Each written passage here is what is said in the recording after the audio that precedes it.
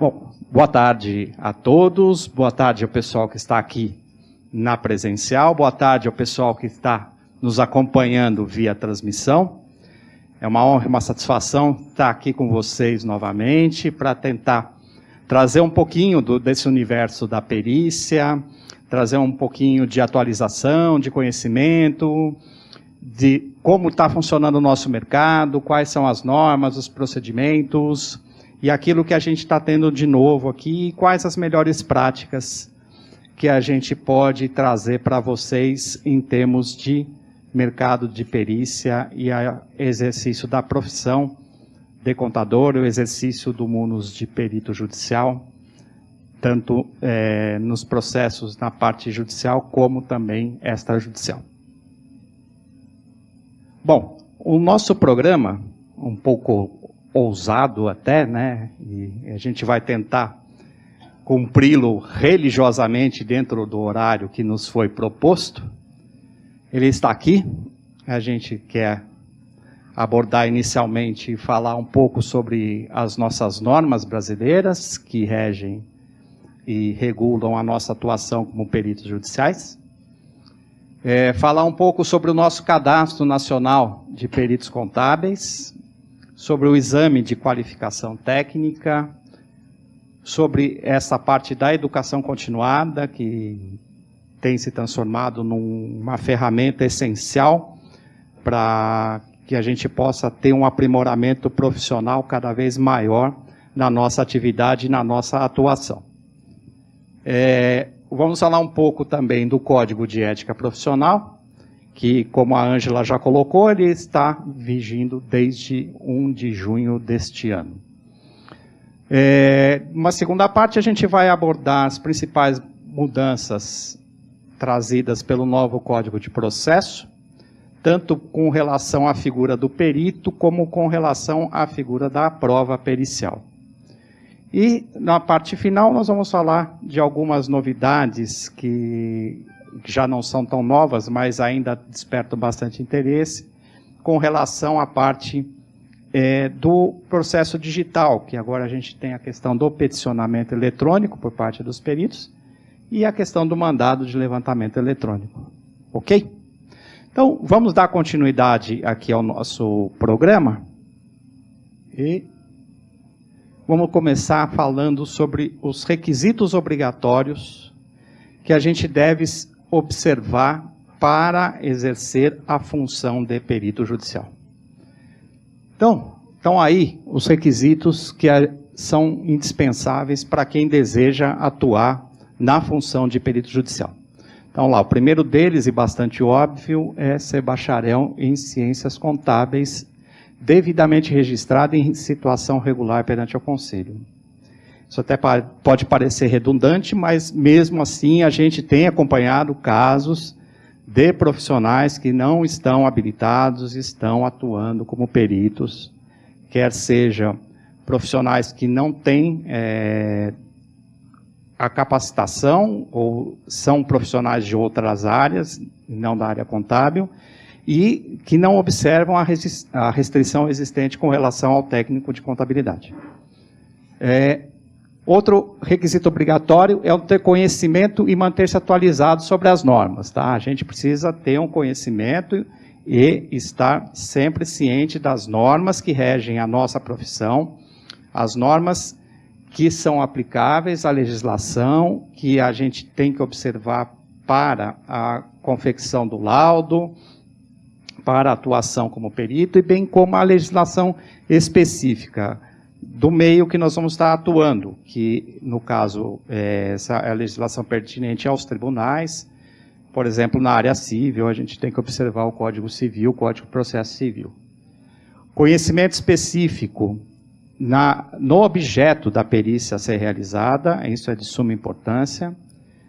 E, já partindo para a parte funcional para o desempenho da nossa atividade pericial, é super importante e indispensável estar cadastrado nos tribunais que se vinculam os juízos que a gente pretende atuar. Tá? Então, é super importante você estar cadastrado nos tribunais aonde você pretende desempenhar a sua função como perito judicial. Tá? Com relação ao nosso Cadastro Nacional de Peritos Contábeis, ele é um cadastro facultativo, ele foi criado pelo Conselho Federal de Contabilidade, conforme a Resolução 1502 de 2016, ele está vinculado diretamente ao Conselho Federal de Contabilidade, e ao decorrer da palestra nós vamos dar mais detalhes sobre o nosso CNPC. Tá? Um ponto que é importante e a gente tem que estar observando sempre, é a questão da gente querer deixar isso consignado aqui, que é obrigatório anexar aos trabalhos a nossa certidão de regularidade profissional. Tá? Todo trabalho que for feito por um perito devidamente cadastrado no tribunal e devidamente cadastrado no Conselho Regional de Contabilidade, ele tem, por obrigação das normas, que está ali citado, anexar a certidão de regularidade junto ao trabalho, ao final de cada trabalho, cada laudo que ele apresentar em juízo. Inclusive, em manifestações que forem feitas, principalmente na primeira manifestação, quando iniciar a sua atuação dentro do processo. Fundamentos legais da perícia e do perito contábil. Então, aqui a gente tem a regulamentação, em termos de legislação, que regula a nossa atuação na parte processual. Tá? Então, a gente tem ali o Código Civil, que é a Lei 10.406 de 2002, o Código de Processo Civil, que é a Lei 13.105 de 2015, as regulamentações e resoluções emanadas do Conselho Nacional de Justiça, e que aqui a gente tem como principal destaque a Resolução CNJ 233 de 2016, que criou o Cadastro Eletrônico de Peritos, e com base nisso é que os tribunais, por exemplo, aqui do Estado de São Paulo, têm que manter os cadastros para que os peritos se cadastrem e passem a atuar como peritos oficiais ou peritos regulamentados perante aos tribunais. E a Resolução 232 de 2016, que fixa os valores dos honorários a serem pagos aos peritos nos âmbitos da justiça de primeiro e segundo grau. Isso a nível federal. Partindo para um outro, saindo um pouco da regulamentação da legislação aplicável ao processo e à justiça, a gente vem para a nossa legislação contábil. Então, aqui a gente está citando aqui, ó, as normas que regem e regulam a nossa atuação como peritos dentro da legislação contábil. Então, nós vamos ter lá a Resolução 1560 de 2019, que é o nosso Código de Ética Profissional do Contador. Aí nós temos especificamente com relação à pessoa do perito e ao trabalho desenvolvido pelo perito, o laudo propriamente dito, o produto do seu trabalho, nós temos as duas normas que regulam essas atividades. Então, nós vamos ter a NBC-TP 01, que trata da perícia contábil, e a NBC-PP 01, de 2015, que trata da figura do perito contábil. Para ingresso no nosso Cadastro Nacional de Peritos Contábeis, a gente tem agora, atualmente, um exame de qualificação técnica a ser feito, que, a partir da sua aprovação, permite o ingresso no cadastro. Esse exame de qualificação técnica é regulado pela NBC-PP 02 de 2016. Tá? O próprio nosso Cadastro Nacional de Peritos Contábeis, ele é regulado pela Resolução 1502 de 2016, e, além disso, a gente tem todas as NBCs e todas as normas emitidas pelo Conselho Regional de Contabilidade, pelo Conselho Federal de Contabilidade, que tratam da contabilidade, dos temas contábeis específicos e que são de profunda necessidade que a gente conheça essas normas, conheçam a temática e a técnica daquelas disciplinam, para que a gente possa está atuando adequadamente na perícia. Seguindo, nós vamos falar um pouquinho da nossa NBC PP01. A NBC PP01, ela estabelece as regras de conduta profissional, tá? Então, estão regulamentadas pela resolução número 2015, NBC PP01, em vigor desde 19 de março de 2015. Essa norma é que estabelece os critérios inerentes à atuação do contador na condição de perito, tá? Aqui a gente traz uma síntese, reproduzindo o próprio índice da norma, né, para que vocês tenham uma ideia do qual é o conteúdo dessa norma, o objeto do nosso trabalho hoje, da nossa apresentação, não é discutir a fundo os detalhes de cada uma das normas que a gente está apresentando, mas que vocês tenham apenas o conhecimento do conteúdo das normas. As normas estão disponíveis no site do CRC para consulta, então ali é uma literatura que todo mundo deve ter à mão, ok? Para quem for atuar como perito. Então está ali todos as normas e procedimentos de como a gente deve atuar quando está atuando como perito. Tá? Então, um dos temas importantes que a gente tem que observar é a questão da responsabilidade. Tá? O perito deve reconhecer as responsabilidades sociais, éticas, profissionais e legais a qual está sujeito no momento em que aceita um encargo para execução de perícias contábeis, judiciais e extrajudiciais, inclusive no âmbito arbitral. Tá? Então, quando a gente está falando de responsabilidade, a gente está se referindo à obrigação do perito em respeitar os princípios da ética e do direito, atuando com lealdade, idoneidade e honestidade. Então, são pontos importantes que a gente tem que estar atento quando está atuando na função de perito judicial. Tá? Outro tópico importante é que o perito tem que estar atento,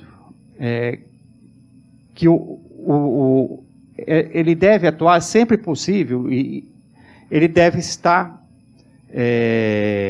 atendendo às demandas que lhe forem ofertadas pelo judiciário. Então, deve estar sempre atendendo às nomeações que lhe forem confiadas, os trabalhos que lhe forem confiados pelo juiz.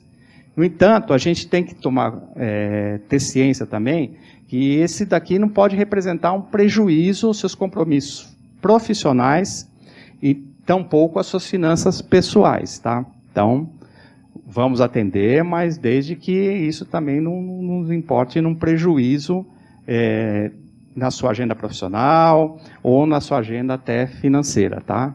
Tá? Como é o caso das justiças gratuitas, às vezes que tem um impacto severo nos trabalhos e nos rendimentos. Então, agora a gente vai falar um pouquinho da norma contábil NBC TP01, que são as normas técnicas que estabelecem conceitos doutrinários e procedimentos técnicos a serem observados quando da realização dos trabalhos de perito em contabilidade. Tá? Então, eles estão regulados pela Resolução 2015, NBC TP01, também vigente desde 19 de março de 2015. Tá? Aqui está um sumário do que contém a NBC TP01. Tá? Então, lá tem todos os conceitos, a execução, procedimento, planejamento, como deve ser feito um termo de diligência, qual a estrutura que o laudo deve conter, a apresentação do laudo, a terminologia. Então, todos esses temas são abordados por essa norma. Então, mais uma vez, a gente volta àquela questão da certidão de regularidade profissional, que é obrigatória a sua juntada, tá? Então, a gente tem que estar sempre atento a essa questão de que entregou o laudo, um dos documentos que deve acompanhar o laudo, necessariamente, segundo a nossa norma, é a certidão de regularidade profissional. essa certidão, a gente consegue extraí-la diretamente do site do Conselho Regional de Contabilidade. Ok? Bom, antes de passar ao Cadastro Nacional dos Peritos Contábeis, eu só queria deixar aqui como um ponto que essas duas normas que nós temos da perícia, tanto a NBC PP01 como a TP01, elas estão em fase de revisão. Nós tivemos recentemente uma audiência pública aqui no CRC, em que nós fizemos as nossas sugestões para serem levadas, e estão sendo, nós temos um representante do CRC lá que levou os nossos pleitos, as nossas sugestões para atualização e modernização das normas, e dentro em breve a gente deve ter já essas normas atualizadas e já trazendo algumas alterações, que quando isso for divulgado e estiver vigente, a gente vai estar trazendo essas novidades para vocês.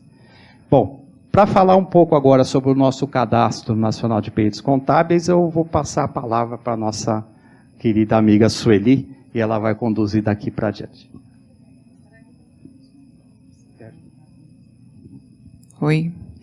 Boa tarde, pessoal. Tudo bem? Que bom estar aqui com vocês, né, Marcelo? De novo.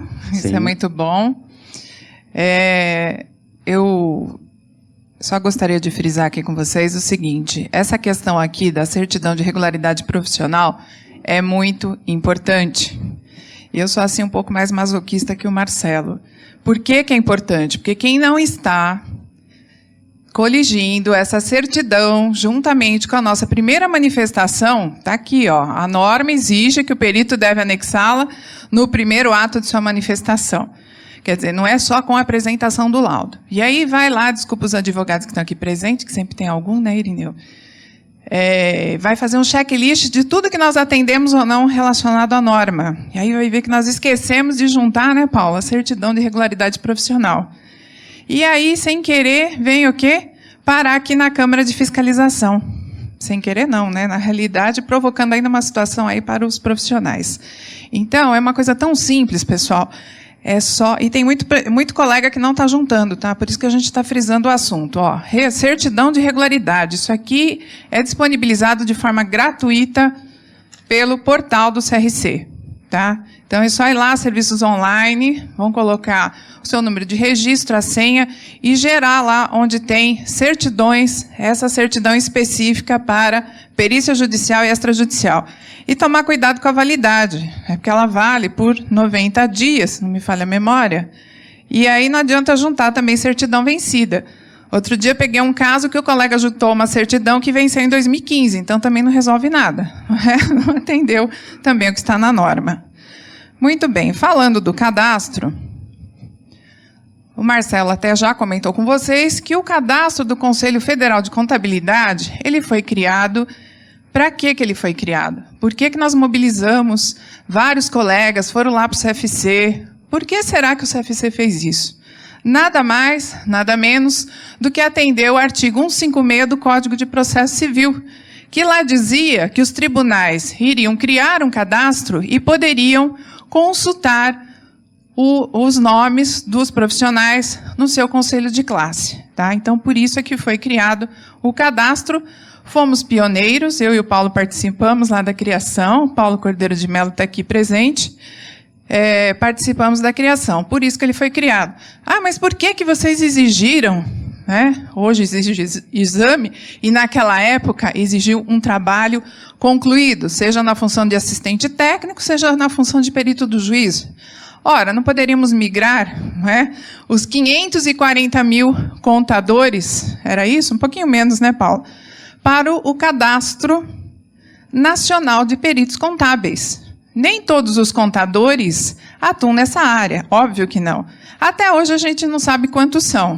Já estamos aí com o cadastro vigente desde 2016. A resolução que criou ele, depois teve todo aquele prazo para os senhores poderem, quem já está inscrito, seja para a primeira via, né? Da entrega do trabalho concluído, seja na função de assistente técnico ou de perito. E tem muitos colegas que ainda não estão inscritos, que já estão há muito tempo na área. Então, a gente não sabe até hoje qual a quantidade de peritos que atuam no Brasil. Tá? Mas ele foi criado por isso. O objetivo era oferecer ao judiciário uma lista de profissionais qualificados. A participação no cadastro, como o Marcelo já falou, é voluntária, ou seja, ela é facultativa, não é obrigatória. Ela não substitui, isso é importante, a inscrição nos cadastros eletrônicos dos tribunais. Esse sim é obrigatório. Se você quiser atuar como perito do juízo, obrigatoriamente você tem que estar inscrito no cadastro do tribunal. Então, está aí para vocês conhecerem o cadastro do Tribunal de Justiça de São Paulo. Ele foi criado pelo comunicado conjunto número 2348/2016. Cada tribunal manterá o seu cadastro de peritos. Então, o Tribunal Federal tem um, que eu acho que está até em stand-by, é o federal. O do Trabalho, né, doutor Sérgio? Também parece que está aí stand-by. Cada um tem que ter o seu cadastro. Cada Tribunal de Justiça tem que ter o seu cadastro. E cabe a nós, né, se quisermos atuar na função de perito do juízo, fazermos a inscrição no tribunal, no cadastro do tribunal competente. Aqui a gente traz para vocês todos os comunicados e resoluções. Tem o link, está disponível aí no material que a gente está disponibilizando para vocês. E aí é só acessar. É importante sempre conhecer tudo. Não podemos deixar passar absolutamente nada. Para quem está iniciando, para quem já está na área, é sempre bom se atualizar. Então não custa nada a gente estar lá fazendo a leitura desses comunicados e provimentos, e inclusive das duas resoluções do CNJ, que é a 233 e a 232. Está aqui também o suporte do SPI, .duvidas@tjsp.jus.br. Então tá aí. Isso aqui também faz parte de todos esses regulamentos, tá? Então veja, desde 28/11/2016 já está disponível o portal, ficamos até importantes agora, portal de auxiliares da Justiça. Então, quem ainda não conhece nada dessa área, é importante acessar o quê? O portal do TJSP. Vão lá, exatamente, cliquem onde está o portal de auxiliares da Justiça e vocês vão conhecer toda aquela legislação que falamos aqui atrás. Está tudo lá disponível, tá? E aí vocês vão ver que tem o cadastro. A partir do momento que vocês se sentirem aptos, tiverem alguma especialização específica, aí vocês podem fazer, assim orientamos, tá? Todo mundo pode fazer a hora que quiser, desde que tenha todos aqueles requisitos obrigatórios que o Marcelo falou. Mas eu sei que tem alguns colegas aqui que estão iniciando nessa área. Então é importante ter um conhecimento específico em alguma área de especialização. Vamos dizer, perícia financeira, né? Faça os cursos aqui, tem o Paulo, tem várias entidades aí, contábeis, tem faculdades, tem universidades, tem várias entidades oferecendo, disponibilizando cursos, tem o nosso autoestudo. Então, vamos ver qual a área que eu tenho realmente afinidade. Vamos estudar um pouco mais e vamos ter essa especialidade específica para poder oferecer um trabalho a contento para o judiciário. Essa, inclusive, é uma exigência que nós vamos ver daqui a pouco, né, Marcelo? Num dos artigos do Código de Processo Civil. Especialidade na área da perícia, que envolve o objeto da perícia que está sendo discutido nos autos do processo que você foi nomeado como perito do juízo. Então, isso daqui, essa questão aí da formação do cadastro. Então, ó, é requisito para atuação de peritos em processo nas unidades do Tribunal de Justiça do Estado de São Paulo. Estamos falando do Tribunal de Justiça de São Paulo. Temos aí mais o comunicado conjunto 2191 de 2016. Isso aqui é importante, já mudou, já não é de hoje, né? Quem está na área já sabe disso, que vai ser encaminhado automaticamente um e-mail ao auxiliar para cientificá-lo da sua nomeação. Vai ter a indicação da unidade judicial, número do processo, o nome do juiz e a senha de acesso. Isso já está até ultrapassado, que com a certificação digital, e a partir do momento que nós estivermos, acho que está um pouco mais para frente, né, Marcelo? Cadastrado no processo, o perito tem que estar cadastrado no processo. Com a certificação digital, nós já temos condição de acessar qualquer processo que tiver essa situação de cadastramento do nosso CPF e do nosso nome completo no processo. Então, nem precisa mais de senha de acesso. Então, vejam como as coisas estão mudando, né, de uma forma positiva, cada vez precisando de menos papéis, e até de menos recursos. Antes precisava de senha, precisava que a gente informasse o cartório, fica lá, né, enviava o nosso trabalho por e-mail institucional do cartório, aí precisava ficar esperando que o cartório juntasse o nosso trabalho. Hoje não, vocês vão ver um pouquinho mais para frente que existe o quê? Peticionamento eletrônico para peritos. Eu só queria interromper. Sim.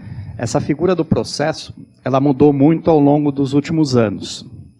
O processo, ele tinha uma figura física, e a gente tinha aquela questão dos autos físicos, que eram aqueles volumes enormes de processo, que os peritos estavam acostumados a fazer carga no cartório, levar carrinho, carregar aquilo pelo cartório, carregar aquilo pelo... derrubar tudo na porta do fórum, chovendo. Em geral acontecia isso, principalmente quando estava chovendo, a gente derrubava o carrinho na porta do cartório. Com a implantação do processo digital, isso mudou. A gente passou a ter uma outra realidade.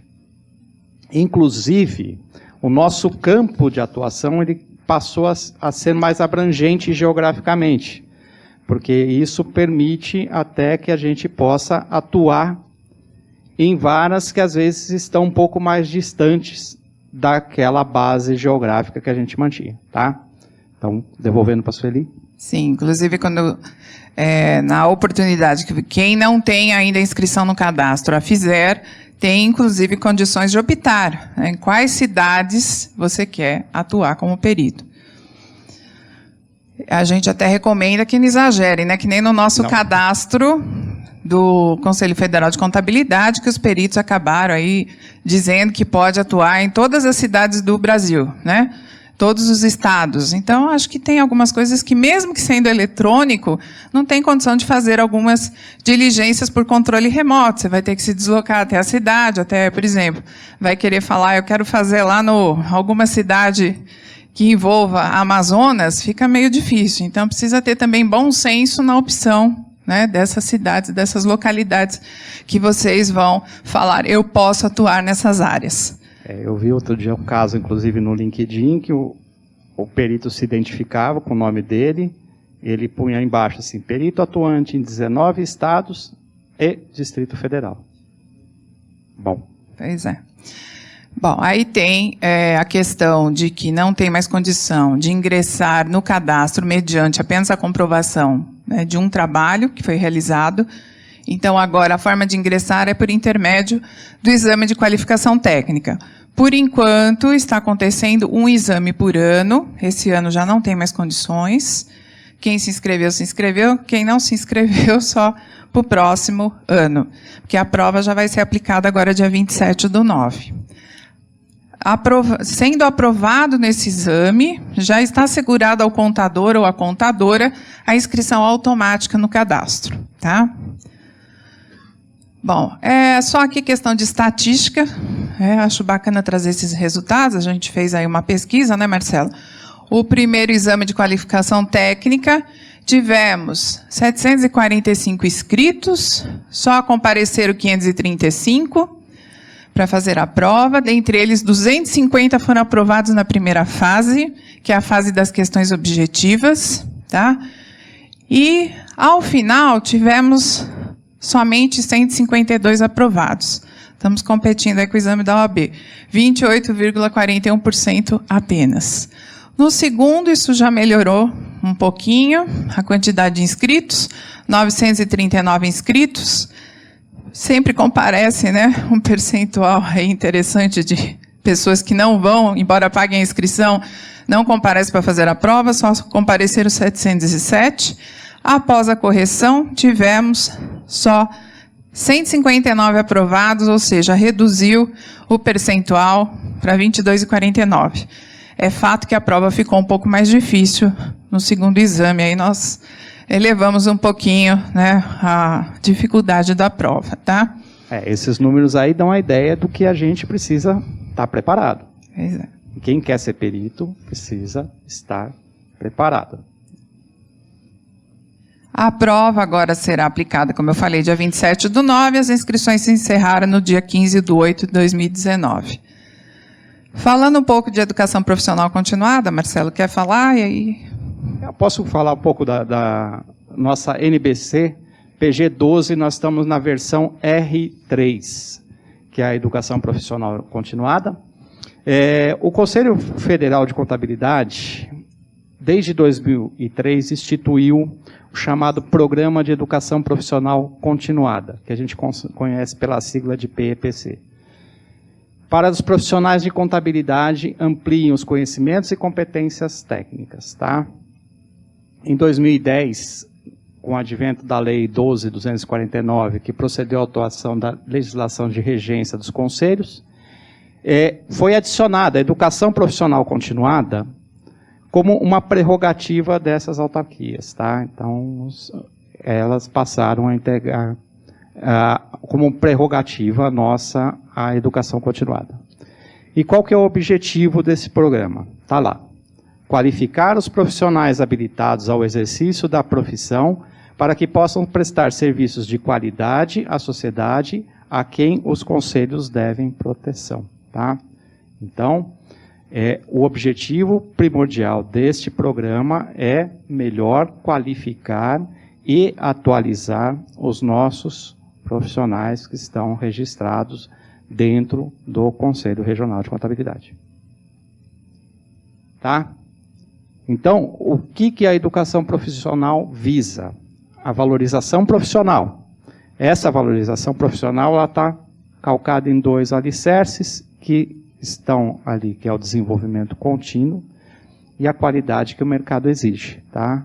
Cada dia o mercado exige uma melhor qualificação dos nossos trabalhos, a demanda e a concorrência está cada vez mais acirrada, então a necessidade do aprimoramento e a necessidade do desenvolvimento contínuo através do processo de educação continuada é primordial para que o profissional contábil alcance os seus objetivos de prestar um serviço de qualidade, atender adequadamente às demandas e, por consequência, obviamente, obter resultados melhores para o exercício da sua profissão e da sua atividade profissional.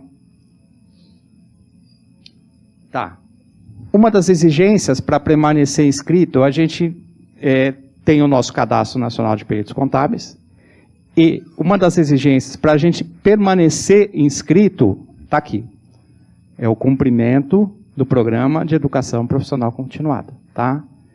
Então, quem está inscrito no Cadastro Nacional de Peritos Contábeis tem a obrigação de cumprir com o Programa de Educação Profissional Continuada e esse cumprimento mediante 40 pontos que são obtidos mediante participação em cursos, palestras previstos no programa e previstos na norma. Tá?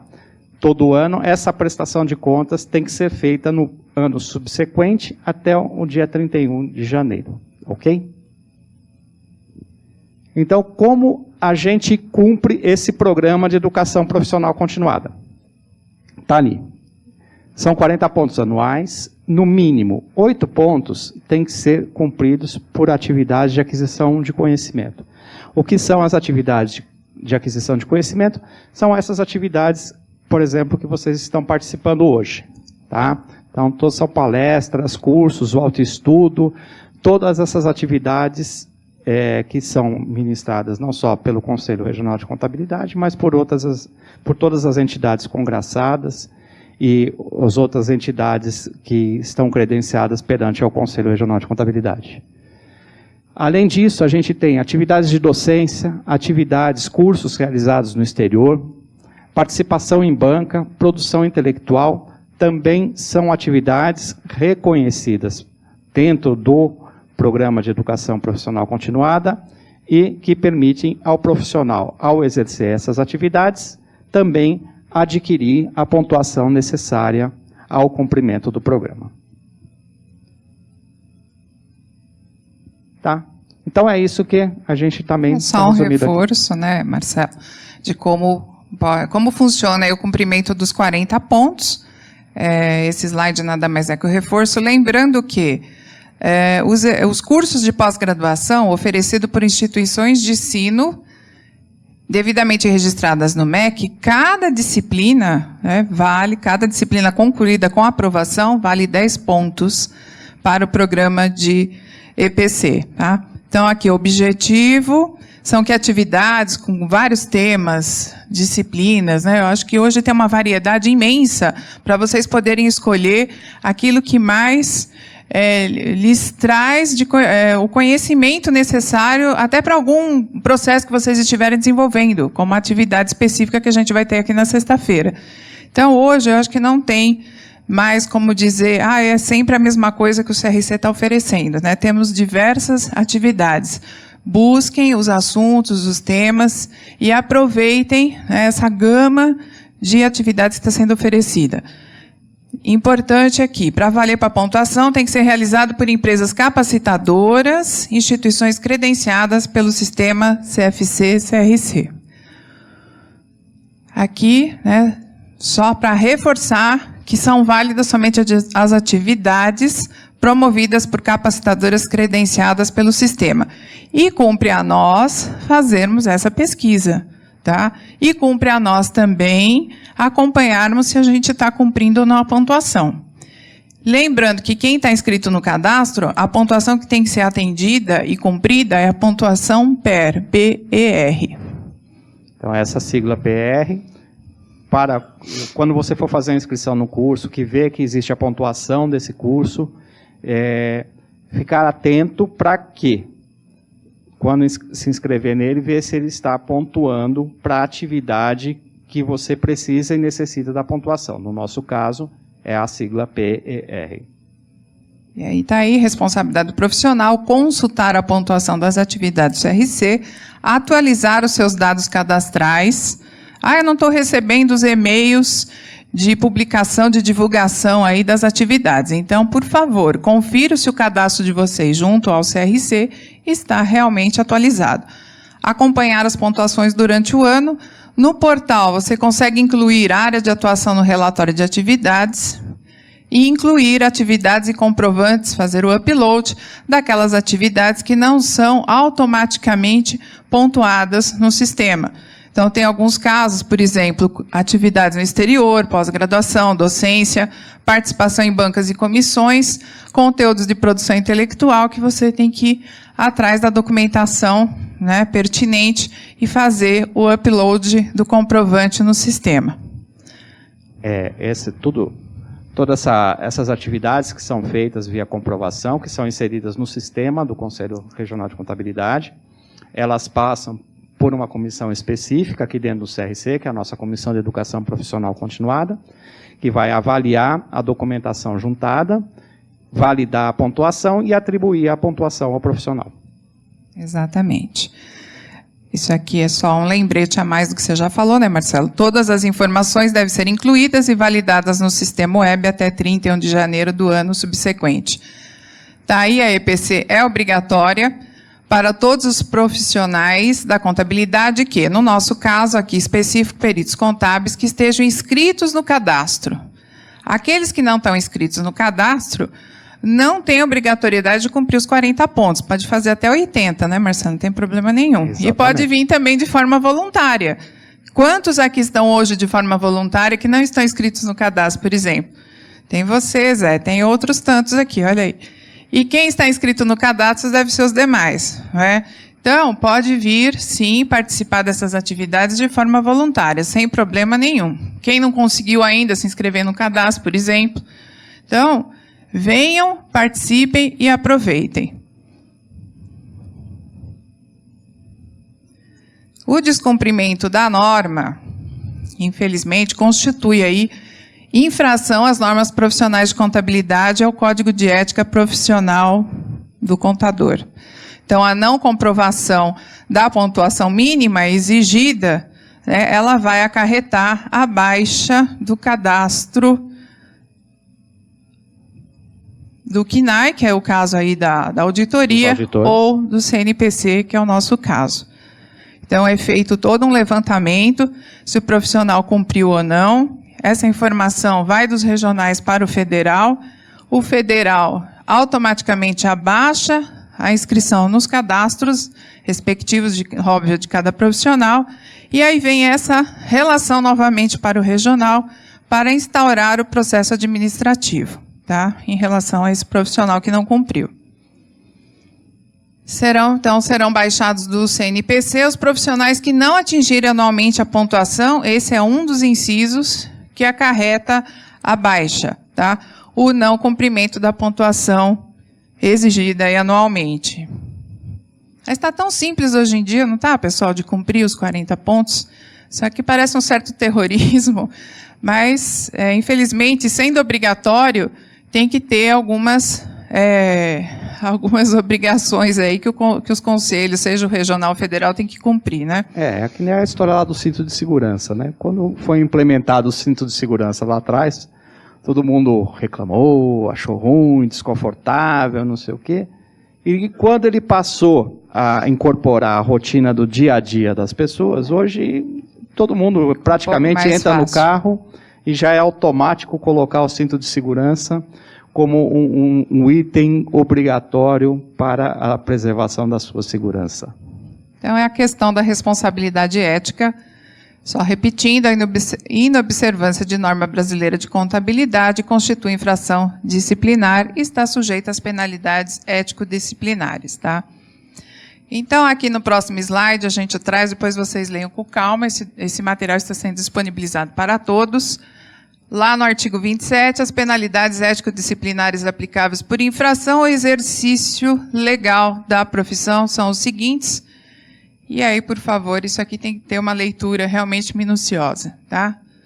É sempre importante a gente saber quais são os nossos direitos, nossos deveres, nossas obrigações, em qualquer área que a gente queira atuar, e principalmente na perícia, que envolve, né, essas exigências, essas obrigatoriedades regulamentares da profissão, essas obrigações, inclusive processuais, que nós vamos ver já já também. Bom, o item 6 da resolução de 2015, do perito contábil, está lá também, que aplica-se ao perito o Código de Ética Profissional do Contador. Lembrando que temos um novo código que passou a vigorar em 1/6 de 2016. 19. Essa é nova, bem novinha. Então, está lá o novo código. Aqui temos o objetivo, também trazemos aqui para facilitar a leitura de vocês, já alguns artigos que entendemos como importante, por exemplo, né, o que traz o objetivo, qual é o objetivo de um código de ética, é fixar a conduta do contador quando no exercício de sua atividade nos assuntos relacionados à profissão e à classe. Tá? Então, temos aí uma conduta a seguir, a conduta ética deve seguir os preceitos estabelecidos nesta norma, nas demais normas brasileiras de contabilidade e na legislação vigente. Por isso que o Marcelo apontou lá atrás, lá no comecinho da nossa apresentação, as duas normas específicas do perito e da perícia que nós temos que obedecer. Tá?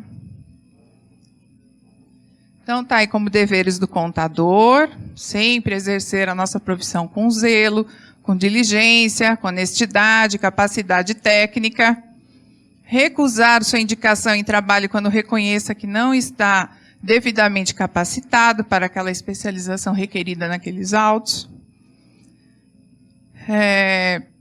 Temos que abster-se de expressar argumentos ou dar conhecimento de sua convicção pessoal.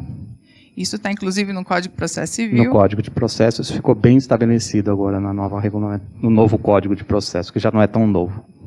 E aqui, pessoal, temos que prestar atenção. Não podemos emitir opinião sem estar devidamente fundamentado em documentos. Não façam isso. Peçam a documentação necessária, tá, para que vocês tenham segurança de emitir a sua opinião técnica. Até porque ela vai ser utilizada na decisão, né? Como base, como subsídio para a decisão. Na sentença que o juiz irá proferir no processo. Tá? Então, aqui, despender os esforços necessários e se munir de documentos e informações para inteirar-se de todas as circunstâncias antes de emitir opinião sobre qualquer caso. Isso já estava no código anterior, agora veio até com uma linguagem um pouquinho mais rebuscada, mas quer dizer a mesma coisa. Não podemos emitir opinião sem estarmos devidamente sustentados em documentos, né? Em livros contábeis, em escrituração contábil, fiscal, enfim. O que aquela perícia requer que você se empenhe em obter a documentação. Né? O que é necessário para que eu emita uma opinião com segurança? Quais documentos? Qual a documentação? Você vai buscar os elementos de convicção com base nos documentos que você analisou para que você possa emitir uma opinião técnica sobre determinado tema a que você foi chamado a prestar as informações por meio de um laudo decorrente da nomeação feita pelo juiz. Exatamente. Bom, aqui o nosso próximo tópico é principais mudanças advindas com o novo Código de Processo Civil para o perito e para a prova pericial. Então, isso daqui já foi bastante debatido, né, entre alguns colegas, inclusive até com alguns juízes, para a gente conseguir interpretar ou entender um pouco melhor o que está aí na letra da lei. Elegemos aí alguns artigos e vamos passar a discorrer já já. Então, essa nova legislação consolidou regramentos que até já existiam. E agora eles vêm consolidados no novo Código de Processo Civil, que na realidade não é tão novo assim, né? Ele passou a vigorar em 18 de março de 2016. Que nós temos que cumprir. Nós quem? Nós peritos, né? Reconhece a importância, a relevância da perícia. Vocês vão ver que interessante, o rol aqui de artigos que nós elegemos realmente vem enaltecendo a perícia, a figura do perito e até do assistente técnico, né? Porque antes eu acho que nem existia o assistente técnico, era assim mencionado, mas agora vem ali, inclusive, com um artigo específico dizendo que é dever do perito do juízo esclarecer item divergente que o assistente técnico tenha mencionado no seu parecer técnico. Então, está lá, exige maior transparência para a sua indicação, né, a nossa indicação, reforça a necessidade do conhecimento técnico especializado. Então, essa busca, né, do conhecimento é imprescindível.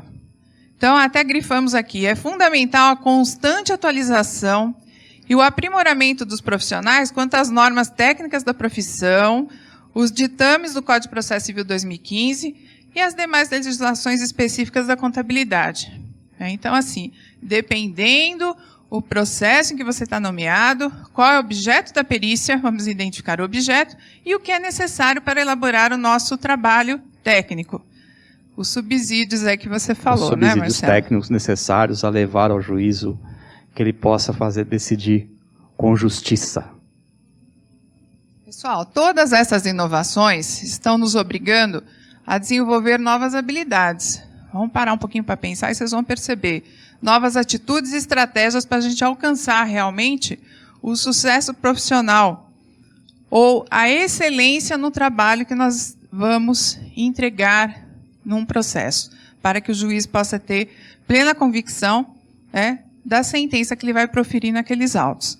Então, temos aqui, que é importante, e que nós já estamos fazendo aqui, seja nós, que nós temos que estar também estudando, né, nos atualizando, para poder transmitir a mensagem que a gente quer para vocês. E vocês aqui também aprendendo e também trocando conhecimento conosco. Então, está ali, ó, participação ativa em eventos, atividades de capacitação, que é o que a gente chama de aprimoramento técnico, tá? Pesquisar sobre os assuntos técnicos abrangidos no processo, para que a gente ofereça segurança e exatidão nas nossas respostas e conclusões técnicas, sempre executando os cálculos e afirmações com rigor científico, concisão e objetividade, que é, inclusive, o que o Código exige lá naquela estrutura que eles veem agora exigindo, porque se está na lei é uma exigência, não é? Estrutura mínima que nós temos que obedecer quando elaboramos um laudo. Eficiência na comunicação escrita. Isso realmente não é fácil, a gente traduzir números numa redação, para que o nosso destinatário final consiga entender a nossa mensagem. É algo extremamente complicado, complexo e difícil a gente escolher as palavras certas, né, Marcelo? Para que a gente não utilize, só terminando aqui o raciocínio, palavras de duplo sentido.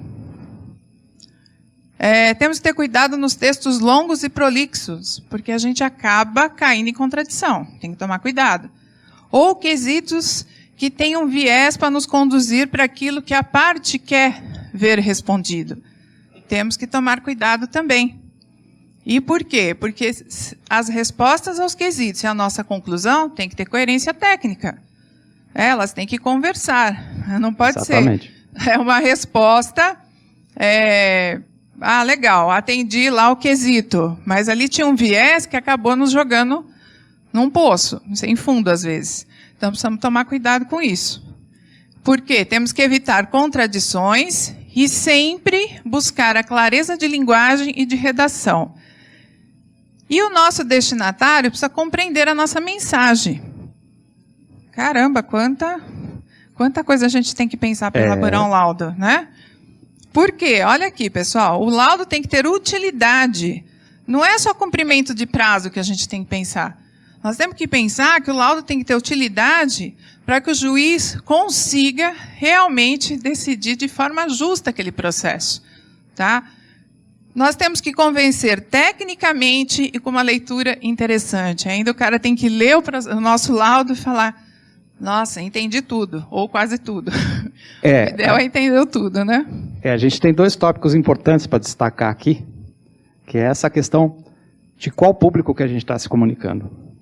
Isso é importante para o perito ter em mente que ele vai estar dialogando via laudo pericial com um público que não está, por muitas vezes, afeito à matéria técnica que nós estamos tratando.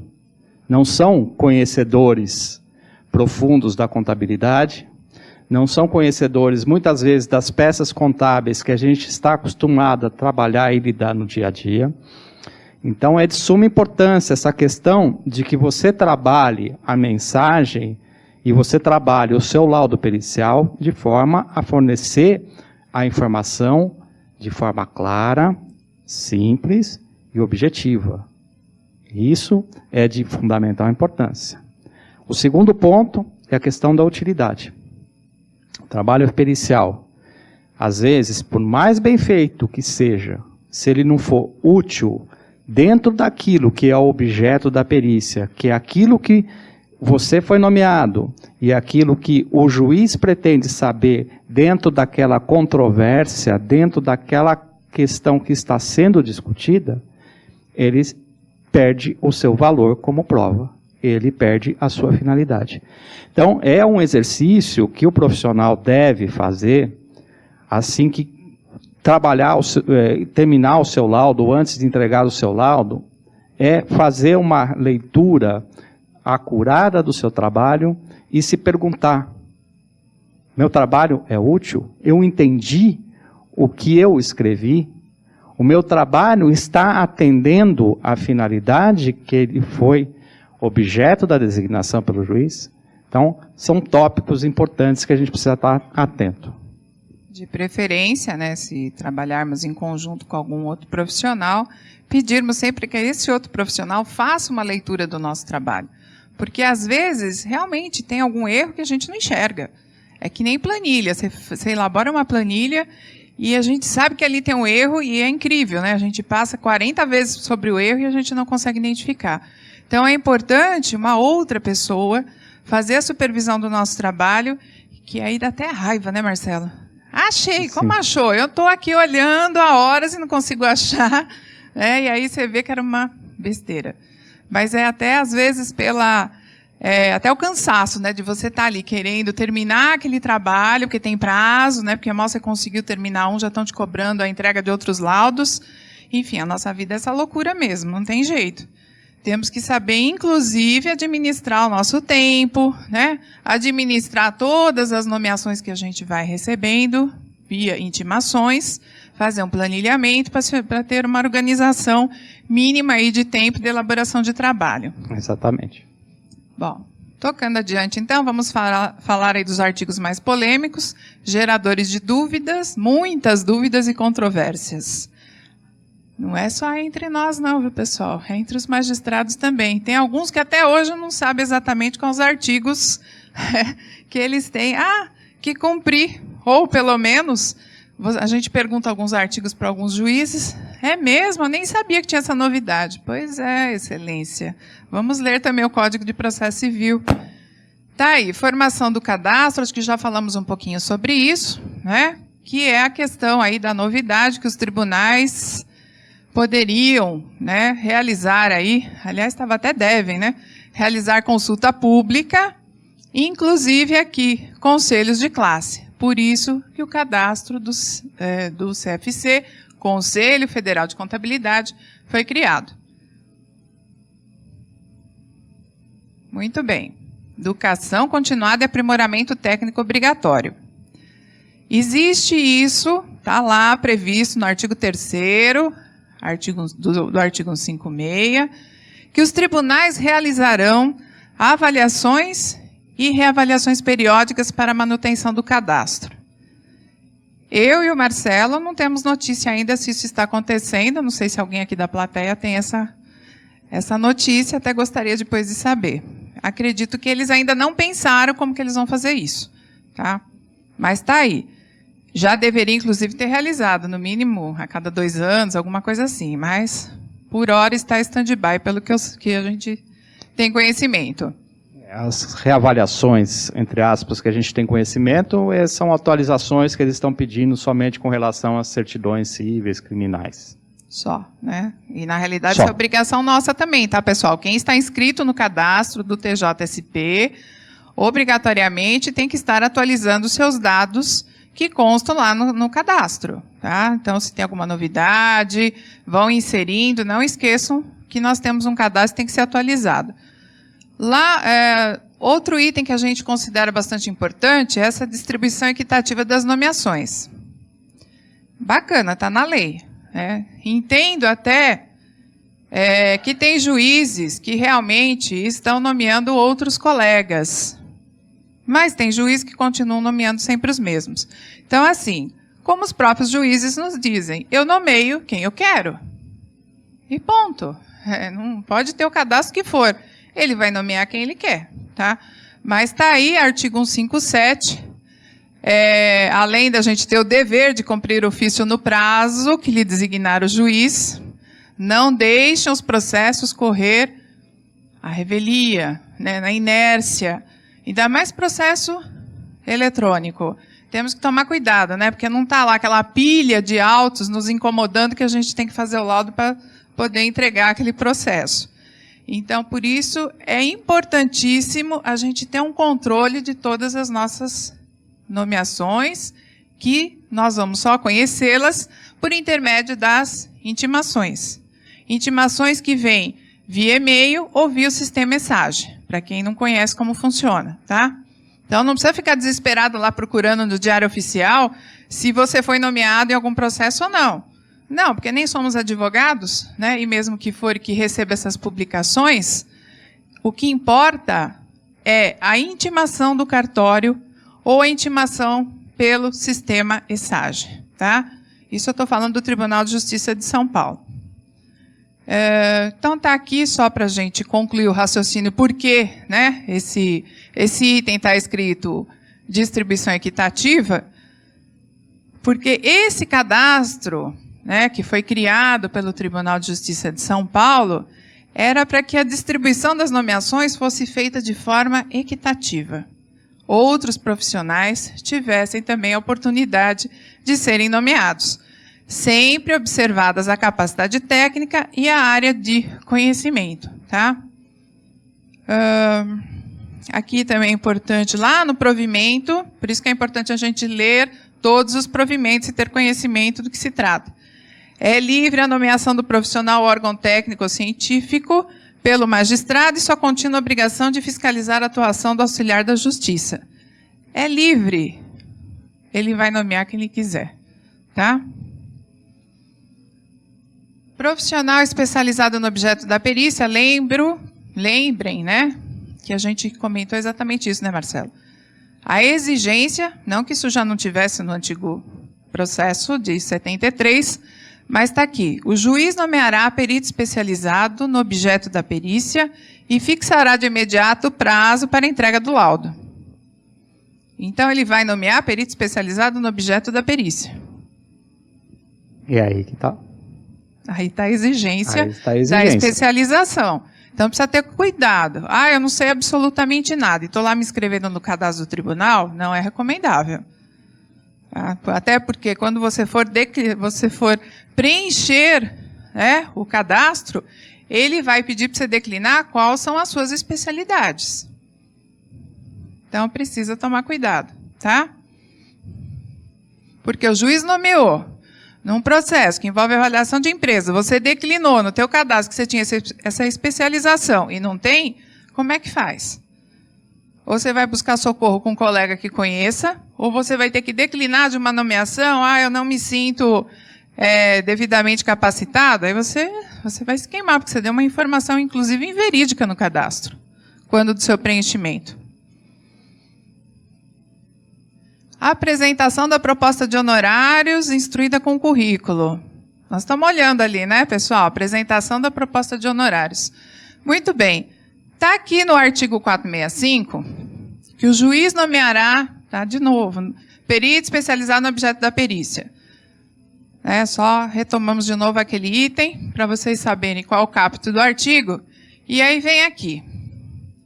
Está claro, né, Marcelo? Ciente da nomeação, o perito apresentará em 5 dias proposta de honorários. Pessoal, isso está na lei, tá?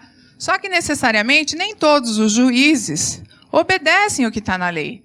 Tem alguns juízes que fazem o quê? Eles nos nomeiam e definem um honorário provisório. Não é? Nós vamos mostrar uma decisão daqui a pouquinho que é dessa forma. Mas tudo bem. O juiz nos deu, pelo menos, né, a opção de apresentarmos a nossa estimativa de honorários. Vamos cumprir o que está aqui. Vamos apresentar a proposta devidamente fundamentada, tá? Um mini currículo, só para comprovar que a gente tem aquela especialização que está sendo requerida naquele processo. Caramba, mas eu já não fiz o cadastro? Pois é. Fez o cadastro, está tudo ali, não precisaria cumprir esse item. Tudo bem que o código foi escrito ao mesmo tempo, os artigos, e não pensaram que já estavam pedindo, né, a criação do cadastro. Como não sabia que tempo ia ser criado esse cadastro, então veio aqui, assim a gente supõe, a exigência desse currículo. Aí você não atende esse inciso 2º, certo? E aí dá problema também. Então não custa nada, vamos atender o que está na lei. Já tive um caso, Marcelo, que o advogado simplesmente foi lá, além de impugnar o valor dos meus honorários, falou que eu não tinha cumprido o inciso 2º. Né? A pressa de ler o processo, de ler o que a gente faz, é tão grande que ele não viu que eu tinha sim cumprido. Então, veja, nem cumprindo, os advogados enxergam que você cumpriu. Então, vamos tomar cuidado e vamos cumprir o que está na lei, tá?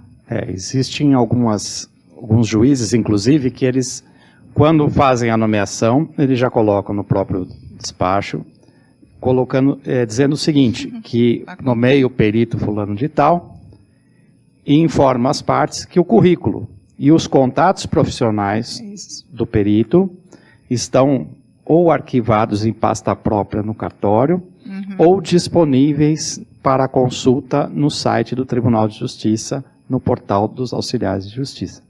Então, às vezes, aí o juiz acaba ajudando a gente para a gente não ter que ficar, por vezes, juntando informação redundante no processo.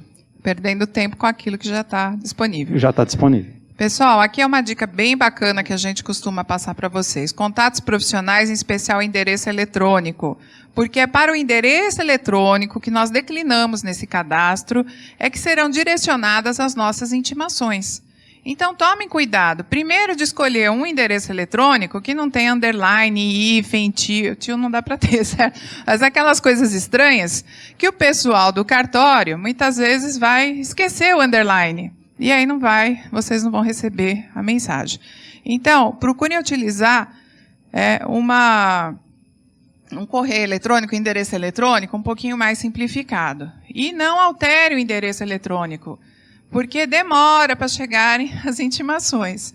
Se vocês ficarem alterando o endereço eletrônico, é muito provável que vocês não recebam.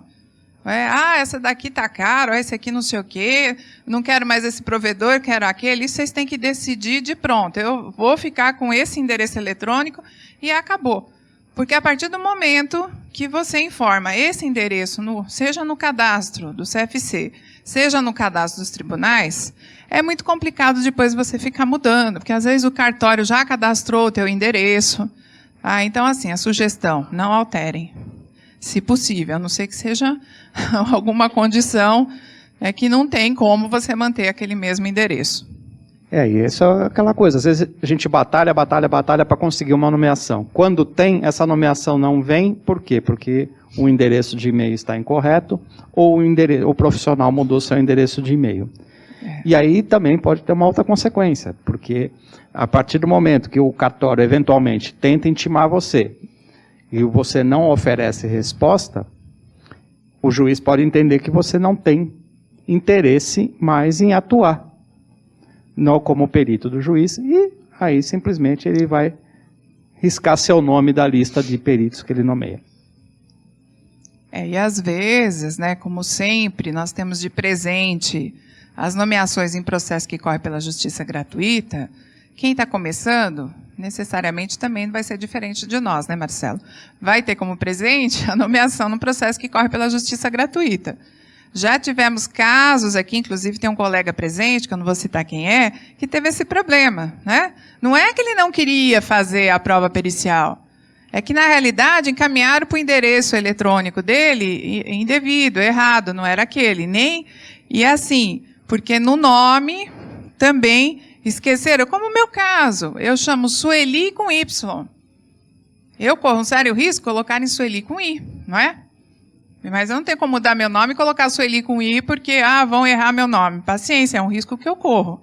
Mas assim, precisamos tomar cuidado, tá? Porque às vezes esse profissional acabou ainda tendo problemas, Acabou vindo aqui uma denúncia por esse juiz, porque o profissional foi desidioso, Porque ele não atendeu a intimação, desculpe, tá? Então, vamos tomar cuidado. Olha quantas coisas que a gente tem que tomar cuidado, Mas é assim que funciona na nossa área de atuação. Bom, tem mais um item aqui que também é bastante desagradável de abordar, mas nós temos que abordar, Marcelo? Possibilidade do juiz autorizar o pagamento de até 50% dos honorários. Muito bem. Aí você lê aqui o que está na letra da lei. O juiz poderá autorizar o pagamento de até 50% dos honorários arbitrados a favor do perito no início dos trabalhos. E o remanescente vai ser pago apenas ao final, depois de entregue o laudo e prestar todos os esclarecimentos necessários. Um dia, se Deus quiser. Mas assim, são tantas interpretações, pessoal, em relação a esse artigo, que é uma coisa impressionante, Tem colega entregando o trabalho e vai receber o 100% ao final, quando Deus quiser.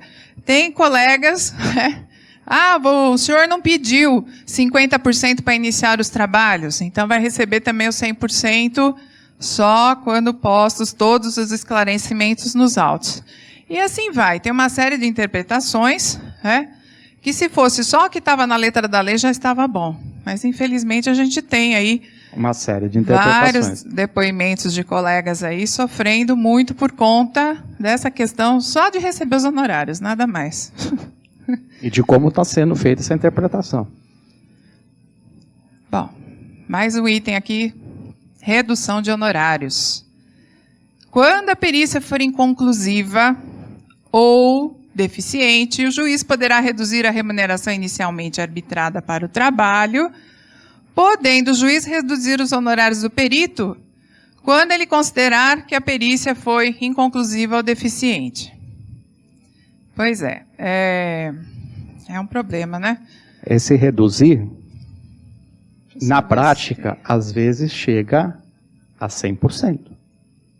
Eu tenho um caso recente que eu fui nomeado em substituição a uma perita, em que o juiz entendeu que o laudo não estava a contento e simplesmente proibiu o perito de levantar o valor dos honorários que estavam depositados. Indeferiu o levantamento dos honorários, nomeou o segundo perito e então todo o trabalho feito não ficou sem qualquer remuneração. Então, esse artigo a gente tem que prestar bastante atenção e o pessoal tem que prestar bastante atenção nos trabalhos também, tá? Pois é, entendemos que esse artigo veio porque realmente tem alguns laudos que são protocolados, que são extremamente vazios, inconclusivos, né? O profissional não foi atrás de documentos para conseguir realmente emitir a sua opinião devidamente fundamentada.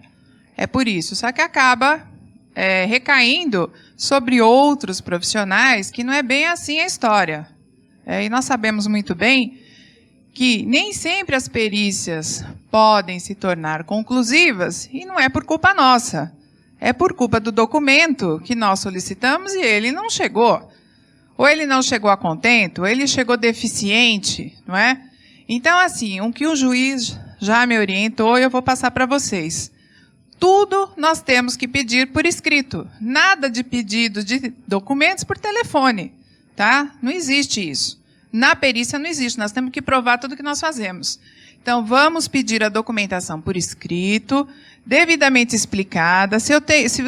Eu não sei nem o que eu vou pedir. Ótimo, faça uma reunião técnica, então, inicial, para entender como funciona aquela empresa, ou como funciona aquele contrato, obtenha mais subsídios para você pedir o documento correto também. Porque também, se você não souber pedir o documento, vai pedir o comprovante de pagamento para aquele que recebe, fica meio difícil. Então, a gente precisa prestar atenção em todas as situações. Façam os pedidos por escrito. Encaminhem por e-mail. E vocês têm que ter a comprovação que a parte para a qual vocês enviaram para solicitar a documentação recebeu esse pedido. Ah, mas olha, a maioria hoje não confirma nada. Ótimo, repasse novamente o e-mail. Ah, continua não confirmando. Aí você liga e fala, eu preciso que você confirme que recebeu esse meu pedido, essa minha solicitação de documentos. Ou seja, a gente tem que travar todas as hipóteses de que isso amanhã venha contra nós. Tá? Provado essa situação de busca incessante à documentação, não é? Porque nós temos realmente, como é que nós estávamos falando outro dia? Nós temos uma tensão processual, não é menstrual, pessoal, é processual, né? Diuturna. A gente está sempre extremamente agitado, nervoso. Não, vamos respirar e vamos saber, vamos raciocinar um pouquinho, porque às vezes até é tanta confusão, é tanta névoa nos processos que, cara, é difícil a gente saber até o que precisa para saber o que faz. Primeiro que chega cada abacaxi no nosso colo, que é difícil até entender para o que é que nós somos nomeados. Porque o juiz não define o que ele quer enxergar com a prova, que ele deveria fazê-lo. Não é? Não faz. Então, nós temos que fazer uma leitura integral de todo o processo para entender o objeto da perícia, o objetivo da perícia, e aí buscarmos os elementos de prova. Tá? Sempre por escrito. Não esqueçam, porque senão depois pode vir uma perícia inconclusiva. Exatamente. E procurar documentar. Sempre. O perito tem que estar sempre muito bem documentado. Uma das alternativas, inclusive, com relação a essa questão de pedido de documentos, está difícil da parte atender, o perito está tendo dificuldade para se comunicar com as partes, principalmente agora, com o processo digital, que as coisas são mais fáceis, faça uma petição informando para o juízo. Caminhei um pedido de documentos para a parte e até o presente momento não tive retorno. Está lá. Isso vai estar documentado no processo e vai evitar transtornos futuros para o profissional. Você prova que você envidou todos os esforços para a obtenção da documentação necessária. Obrigações que nós temos que cumpri-las, porque podemos até ter aí uma um desprazer de ver nulidade da prova pericial, por melhor que ela tenha sido produzida, hein? Artigo 474. As partes terão ciência da data e do local designados pelo juiz ou indicados pelo perito para ter início a produção da prova. Não esqueçam de comunicar o início dos trabalhos. Tá? Porque se o laudo não estiver a contento para uma das partes, ele vai provocar o juiz, até com assistente técnico que nem confirmou sua contratação, não é? De que o início dos trabalhos não foram comunicados. Preste atenção nisso. Checklist de tudo que o perito tem que fazer. Há casos concretos em que peritos tiveram que refazer o laudo simplesmente pelo fato de não ter enviado a comunicação prevista no artigo 474. Então, refazer todo um trabalho por um descuido formal é muito complicado, tá? Tempo é dinheiro. É uma formalidade que nós temos que cumpri-la. Artigo 466, isso é novidade aí no novo código, isso aqui já existia no outro artigo, tá? Se manteve. Publicidade das diligências do perito. Parágrafo 2º, já vou direto para ele. O perito deve assegurar aos assistentes da parte o acesso e o acompanhamento das diligências e dos exames que realizar. Ficou aqui bastante estranho, né? Com antecedência tem com prévia comunicação comprovada nos autos. Se é o digital, tudo bem, mas se é o físico, como é que você faz? Complicado. Devolve o processo, depois faz carga. Quer dizer, nem os juízes que eu questionei isso também não sabem explicar. Ele falou, você junta como anexo que você comunicou os assistentes, que para mim já está de bom tamanho. Tá bom, não é bem isso que está aqui, mas acho que seria a forma mais adequada, né? Porque aí até no trâmite processual, principalmente no caso do processo físico, com a devolução dos autos, a intimação das partes, os 5 dias de antecedência já ocorreriam no cartório e a gente não teria como fazer a diligência nesses 5 dias. E lendo ao pé da letra o que está escrito, acompanhamento das diligências e dos exames que realizar. Então, aqueles casos que nós tivermos que solicitar a documentação, que ela será entregue no nosso escritório, ou retirada por nós, né? No endereço que for aí definido pela parte que a gente requerer a documentação, lógico, é aí sim que é a necessidade de comunicar, a nossa obrigatoriedade até de comunicar os assistentes, tá? Isso daí foi uma leitura, uma interpretação em conjunta também com o juiz. Então, esse é o ponto de vista que ele me passou da leitura que ele teve em relação a esse parágrafo 2º do artigo 466. Bom, temos aí essa novidade, embora não está no código o que é laudo pericial, mas tem uma definição de estrutura. E vamos tomar cuidado, pessoal, tá lá, ó, por favor, cumpram o que está aqui, depois leiam com muita calma, tá? Porque podemos ter problemas, sim, se não cumprirmos isso aqui de novo, sim, né? De vir algum advogado falar, você não cumpriu o que está definido no artigo 473. Portanto isso, portanto aquilo, e a gente não sabe exatamente qual vai ser a decisão do juiz. Mas temos aqui toda uma estrutura que nós temos que cumpri-la. Tem que conter a exposição do objeto da perícia, a análise técnico-científica realizada pelo perito, a indicação do método utilizado, esclarecendo e demonstrando ser predominantemente aceito pelos especialistas da área do conhecimento do qual se originou. Complicado. Resposta conclusiva a todos os quesitos apresentados pelo juiz, pelas partes e pelo órgão do Ministério Público. Quanta exigência para nós, né, Marcelo? Exatamente. Pois é, mas pelo menos vem alguma coisa boa aí, né? É vedado ao perito ultrapassar os limites de sua designação, bem como emitir opiniões pessoais, que excedam o exame técnico ou científico do objeto da perícia. Então, questões que envolvem mérito, né? Nós temos, inclusive, interpretação de matéria legal. Como fundamental, por que nós não vamos responder. No laudo, o perito deve apresentar sua fundamentação em linguagem simples e com coerência lógica, indicando como alcançou as conclusões. Eu sempre insisto em falar, porque nós recebemos muitos laudos que não têm conclusão, tá? Cadê o inciso 5º? Não está aqui, inciso 5º, conclusões técnicas. Pois bem, pessoal, mas está ali, ó. Como alcançou suas conclusões? Embora não está específico no inciso 5º, está na nossa norma contábil. E o que é que todo mundo almeja quando nós entregamos o laudo ansiosamente? O que querem ler? A conclusão. A conclusão, que o perito chegou. Tá? Então não é só fazer respostas ao quesito, encerrou, acabou, já posso protocolar, já posso dormir tranquilo. Não. Não vamos esquecer de colocar a conclusão técnica no trabalho. E ela, voltando um pouquinho, Sueli, por favor. Está lá, ó. Sua fundamentação em linguagem simples e com coerência lógica, tá? É esse ponto que a gente tem que estar sempre atento.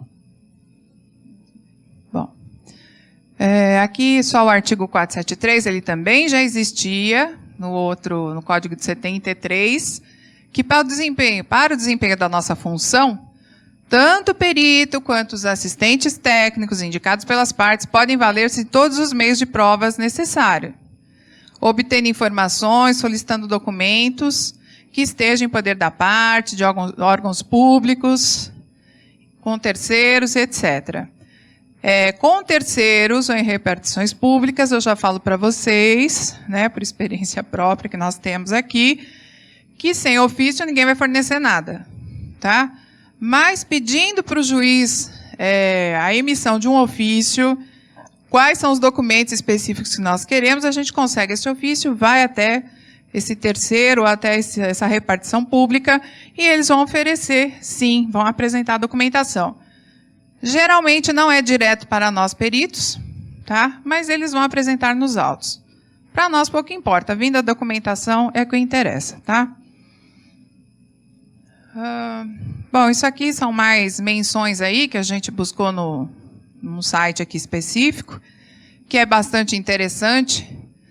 Essas regras que vieram aí na questão da entrega, da elaboração do nosso trabalho técnico, tá? Principalmente, eu entendo que aqui é o mais importante. É bastante conveniente o alerta lançado no parágrafo 2º. A praxe forense revela que alguns profissionais acabam se empolgando e se aventuram a emitir opiniões quanto ao mérito da causa. Veja, perito do juízo, pessoal, nós temos que ser isentos, não é? Nós somos imparciais. Perito do juízo é pago para fornecer subsídios técnicos. Quem é pago para decidir é o juiz. Ele recebe para isso. Quem vai proferir sentença é juiz, não é perito. Então, vamos estar bastante atentos a esse aspecto também. Pois é, e nós é que levaremos a opinião técnica para o juiz decidir, tá? Então, não podemos esquecer da nossa necessária isenção, que deve orientar a nossa conduta e os limites da nossa análise. E nós vamos ter que estender as análises até onde a gente julgar necessário. Eu não estou ainda convencido de que eu vou conseguir emitir uma opinião aqui com segurança. Então, nós vamos ser obrigados a estender essa análise por mais 1 ano, por mais 6 meses, por mais 2 anos, até onde realmente a gente sentir, né, e perceber e analisar que realmente agora estou convencido que é isso, é aquilo. Tecnicamente falando, é lógico, né? Tá? Bom, aqui acho que a gente pode até passar adiante, Marcelo. Depois vocês leiam todo esse material com bastante calma. A apresentação de esclarecimentos por escrito. Bom, agora vem literalmente escrito: o perito do juízo tem o dever de, no prazo de 15 dias, esclarecer ponto. Porque antes ficava aquela questão, só esclarecimento em audiência, no código anterior, né? Aí era tanto esclarecimento que se pedia, que os juízes mesmo começaram a pedir esclarecimentos por escrito. Então, nada mais é aqui do que o que já acontecia na prática estar consolidado no Código de Processo Civil. E, isso aqui é problema, pessoal. Não cumpriu, o perito é intimado para prestar esclarecimentos e ele simplesmente não é comigo, você vai receber uma notificação aqui do CRC. Porque o juiz vai denunciar essa situação de inércia, de não atendimento, a desobediência do perito, aqui na Câmara de Fiscalização de novo. Tá? Então, assim, é dever. Não tem como fugir dessa nossa obrigação, né? Sem prejuízo das demais sanções legais, tá? Então, não é só aquilo que acontece aqui dentro do Conselho. O perito está sujeito também a outras punições. Ações indenizatórias, Exatamente. etc. Então, aqui, não é para assustar ninguém, tá? É para assim, a gente ter pleno convencimento e conhecimento do que pode acarretar, né, uma simples decisão, eu não vou esclarecer. Você não tem o direito de dizer eu não vou esclarecer, você deve esclarecer. Isso é obrigação nossa. Por pior que seja a manifestação do advogado ou do assistente em relação ao nosso laudo, porque às vezes realmente dá vontade, né? Enfim, vamos deixar para lá. Tem manifestações, né, que são bastante ácidas, né, são bastante desrespeitosas até mesmo, mas não tem jeito, né? Nós temos que ir lá e enfrentar isso. Faça uma primeira manifestação, desopile o fígado, coloque tudo o que você quiser e depois você vai, né, diminuindo aquela sua raiva, aquela sua manifestação, né, mais assim, com o fígado. Feita no calor do momento. Mas isso é fato, a gente sofre disso aqui. Quem está aqui na área da perícia já atuando há bastante tempo? Tem alguns colegas aqui que eu estou vendo que eles já estão há bastante tempo sofrendo desses mesmos problemas. Não tem jeito, nós temos que nos desafiar a cada manifestação dessa e suplantar esses obstáculos, pessoal. Mas está aqui, nós temos o dever de esclarecer pontos sobre o qual exista divergência ou dúvida de qualquer das partes, do juízo ou até do órgão do Ministério Público. Divergente apresentado no parecer do assistente técnico da parte. Fabi, temos muitas perguntas? Não enxergo. E perguntas? Lá. Bom, vamos lá. Valoração da prova pericial. Só lembrando que o juiz ele vai ter que considerar ou deixar de considerar as conclusões do laudo. E ele vai ter que colocar isso na sentença dele, porque ele não considerou as nossas conclusões. Porque o trabalho foi inconclusivo, o trabalho foi deficiente, qual o problema?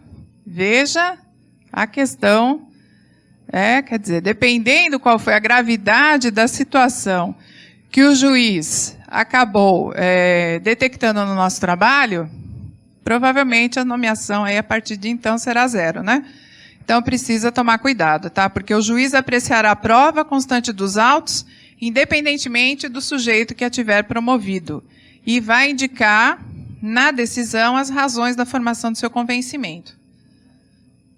Bom, os próximos slides a gente traz aqui até mais para vocês conhecerem essa questão da contagem de prazos, que hoje não, né? No Código de Processo Civil, a contagem de prazos são em dias úteis. Tá? Então, tem aqui a lei que dispõe sobre a informatização do processo judicial também, para vocês conhecerem.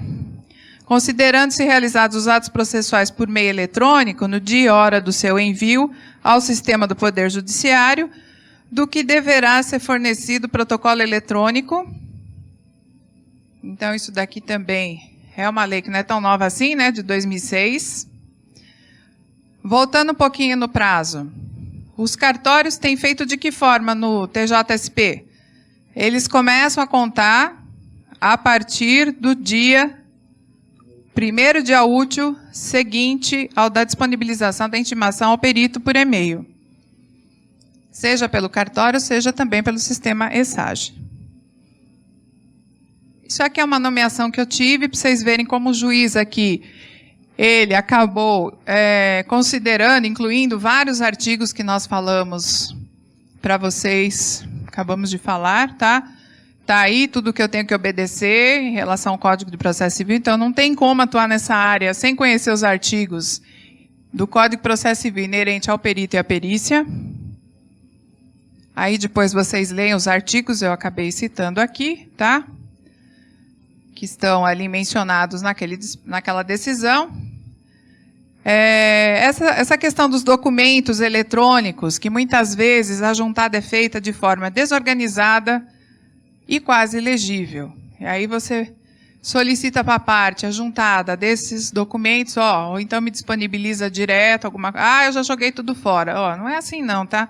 Está aqui na lei, parágrafo 3º, da 11.419, do artigo 11, que os originais dos documentos digitalizados deverão ser preservados pelo seu detentor até o trânsito em julgado da sentença. Não é digitalizou, faz o upload, né, também, no processo, e aí joga fora? Não. Inclusive você solicita a documentação, faz uma petição e fundamenta nesse artigo e nessa lei para o juiz, inclusive explicando a situação. Excelência, a juntada de documentos, né, foi feita de forma ilegível, foi feita de forma desorganizada, não tem muito jeito, a gente tem que se virar, né, mas ilegível não dá. Peticionamento eletrônico, isso daqui já é quase passado aí para nós, mas a gente mantém ainda, porque como tem alguns colegas que estão iniciando, então está aí para vocês saberem como funciona. A comunicação nos autos é feita pelo portal ESAGE, permite o peticionamento eletrônico do perito. Aqui é importante, principalmente, a gente falar, pessoal, veja, a obrigatoriedade já é desde 13/9/2017. Esse aqui eu acho que é o mais importante, que ainda tem colegas que estão tendo certa dificuldade, porque, já fui intimado e não consigo acessar os autos digitais. Por que não consegue? Porque às vezes é uma falha do próprio cartório, ele não te cadastrou como perito no processo, tá? Então tá aí o passo a passo de como funciona. Agora, depois dessa questão aí do peticionamento eletrônico, nós temos até o direito de ter um protocolo, que antes ficava, eu mandei, você não mandou, né? O perito falava que mandava e o cartório dizia que a gente não tinha encaminhado. A caixa está cheia, deletei tudo. Deletou tudo. Aconteceu comigo. Pois é, mas está aí. Agora, pelo menos com o peticionamento eletrônico, nós temos protocolo de tudo que a gente faz o peticionamento eletrônico. Aconteceu comigo, sabe aquela história que aconteceu comigo? Pessoal, quando vocês fizerem o peticionamento eletrônico, que tem a juntada de documentos, façam uma revisão se todos os documentos que vocês juntaram realmente vai aparecer lá no processo digital. Outro dia eu fiz a juntada de 5 planilhas, apareceu só uma. Tá? Depois o assistente veio me cobrar e eu não tinha nem percebido, não tinha me dado conta disso. Então, até isso a gente tem que fazer, tá? Então faça uma revisão. Se tudo que você solicitou realmente o peticionamento, se ele foi autuado nos autos. Aqui a gente traz a correta categorização do documento, que também, se vocês não utilizarem o código correto, isso vai ficar parado no processo digital, né? Principalmente esse aqui tem ficado bastante parado, né? Mas não é porque a gente não sabe o código. Está correto. Pedido de expedição de guia de levantamento, é impressionante que tem demorado aí para a gente conseguir o levantamento. Bom, comunicado conjunto a gente traz na íntegra o comunicado, é importante que vocês leiam, alguns comunicados a gente acabou trazendo aqui para vocês. Esse aqui trata do peticionamento eletrônico. Aqui a gente traz os links do Manual de Cadastramento para Peticionamento de Peritos, Manual do Peticionamento Eletrônico, Cartilha para Peticionamento Eletrônico. Tá? Então, todos esses links aí vocês têm o acesso integral a esse material para poder fazer as consultas quando necessário. E a última novidade, que é o mandado de levantamento eletrônico para peritos, já está em vigor desde 10/9/2018. A princípio aqui no Fórum João Mendes, agora já está estendido aí para várias dos fóruns regionais. Isso aqui é válido para depósitos a partir de 1/3/2017. Temos que preencher esse formulário, tá? Se o depósito judicial dos nossos honorários foi feito a partir de 1/3/2017. E, junto com o preenchimento desse formulário, nós vamos fazer o peticionamento, pedindo o levantamento, o formulário, né, que é exigido já está, vai como anexo dessa petição, e você vai inserir isso no sistema, com qual categorização? Código 804. E é isso, pessoal. Agradecemos a todos os presentes. E a questão das perguntas, como é que faremos? A gente vai começar agora. Agora, tá. Eu vou lendo as perguntas para você aqui. Tá. Então, sobrou, pessoal. E aí, pessoal das outras cidades, está tudo bem com vocês? Sobreviveram até agora?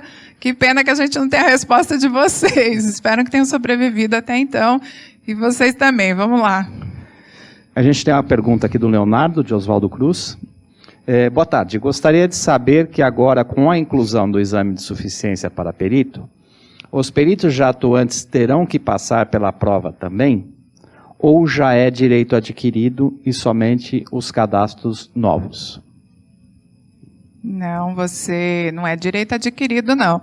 Você vai ter, se você quiser, estar inscrito no cadastro do Conselho Federal de Contabilidade, CFC, você vai ter que sim fazer o exame de qualificação técnica. Vai ter que ser aprovado e aí sim a tua inscrição será automática. Ou seja, depende de você fazer o exame, ser aprovado, a inscrição é automática no cadastro, mas depende de fazer o exame e ser aprovado. A gente tem uma pergunta aqui do Essa água é minha ou sua? Gleide, de São José do Rio Preto. Ele queria que a gente comentasse um pouco sobre o mercado de perícia para quem pretende iniciar. Em que áreas são as maiores demandas? Temos quantos dias para falar sobre isso? Eu acho que a gente precisaria de uma palestra inteira para falar sobre o mercado de perícias hoje, né? Embora nosso tema é mercado de perícia. Bom, a demanda em relação a essa área de atuação, ela é imensa. Haja a quantidade de processos que tem aí em andamento no judiciário. Temos demanda da trabalhista, demanda da federal, da estadual. Eu e o Marcelo atuamos mais na justiça estadual, né? Quais são as demandas da justiça estadual? Processos que requerem avaliação de empresa, processos que requerem perícia financeira, ou seja, você vai ter que ter conhecimentos de matemática financeira, de como funcionam os contratos, né? Os bancos são bastante criativos, inclusive nós estamos fazendo, o Marcos está fazendo uma perícia, um laudo, né, que envolve uma perícia financeira, em que tem inclusive um sistema misto, né? Porque o CDI corre por dias úteis e o contrato prevê que a correção tem que ser por dias corridos, além de uma taxa fixa. Então, veja, tem que ter um conhecimento bastante contundente de matemática financeira, né, e não só dela, em relação à análise de contratos, como funciona a correção monetária, os seus vários tipos de índices. Então, assim, é bastante ampla a área de atuação de um perito, né, Marcelo? Sim, o mercado é bastante amplo. Hoje é um mercado, como a gente colocou já no próprio tema, é um mercado que está em expansão. Não só da parte judicial também, mas você tem uma demanda crescente na parte extrajudicial, na parte de mediação, arbitragem. Hoje é um mercado bastante promissor aí. E assim, né, ninguém aqui quer que o Brasil continue em crise. Mas quanto mais crise, mais processo e mais trabalho para nós, né? Mas é isso, não sei se respondemos exatamente o que você queria, mas a demanda hoje, podemos colocar numa estatística em percentual, justiça estadual, 60% dos processos envolve perícia financeira, envolve contratos, envolve ações indenizatórias, né? Mais ou menos por aí, né, Marcelo? Sim, creio que por aí. Os outros 40, as demais demandas, só para você ter uma noção para onde é que você vai partir, para iniciar nessa área. A gente tem uma pergunta aqui da Gisele, uma pergunta bastante interessante. O assistente judicial é comunicado por e-mail e tem acesso ao processo via certificado digital? Ela está falando do perito assistente. Creio que sim.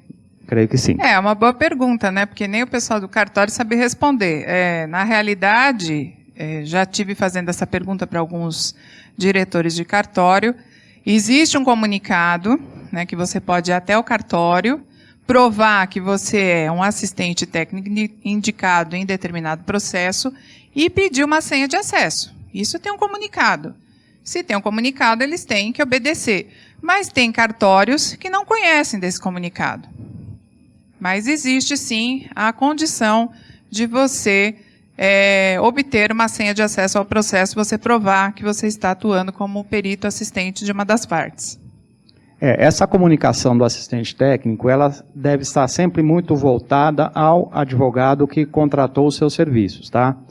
Então, sempre procure trabalhar em parceria com o advogado que contratou o seu serviço, inclusive com relação a saber a movimentação do processo, se o perito foi intimado, se o perito já começou os trabalhos periciais.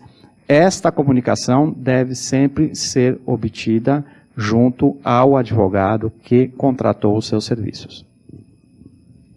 Porque aí ele vai ter condição, ou ela, né, de obter com mais facilidade, porque o advogado, por intermédio da sua AB, ele tem acesso ao processo, na íntegra, tá? Aí você pede acesso por esse meio, ou da forma que eu falei, que tem um comunicado, você vai até o cartório e solicita uma senha de acesso. Essa pergunta continua sendo recorrente, tá? Então vamos lá. O técnico contábil com cadastro ativo no CRC pode atuar como perito contábil? A gente pode ler até o que está aqui no próprio site do CRC. É lógico que sempre precisa ter o cuidado se esse profissional não tem outra formação superior, tá? Que tipo de perícia que você está aí indicado como assistente? Esse técnico aí é assistente ou é perito do juízo? Não, é atuar como perito contábil.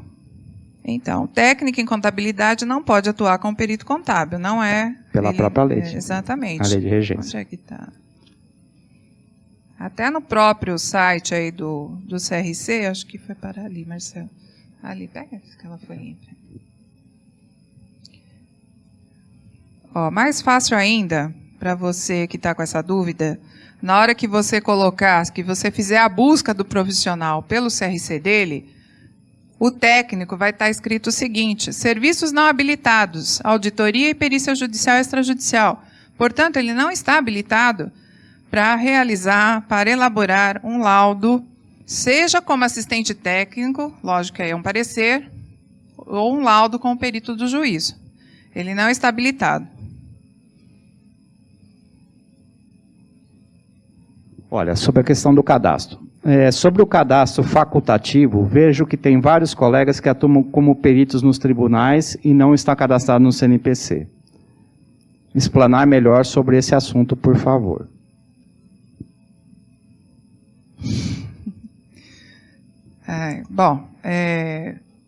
Não podemos deixar de falar que tem um projeto de lei em andamento que, se ele for aprovado, vai exigir que todos os profissionais que atuam como peritos do juízo ou como assistentes técnicos estejam inscritos no cadastro do seu órgão de classe.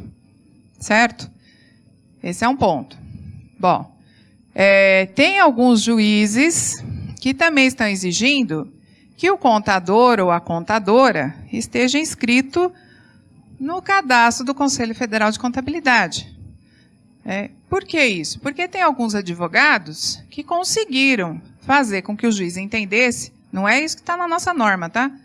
Que o cadastro é obrigatório. Então, tem alguns juízes que já estão tendo esse procedimento.